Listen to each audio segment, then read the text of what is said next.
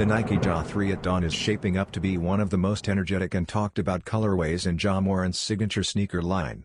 Built around the theme of early morning grind sessions, this upcoming spring 2026 release mixes Baltic Blue, Total Orange, Hyper Pink, and Deep Black for a look that instantly pops on and off the court.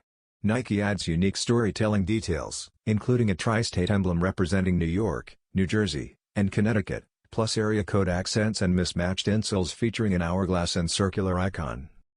These clues point to a narrative inspired by sunrise basketball culture, similar to earlier Ja releases like the EYBL and NY vs NY editions.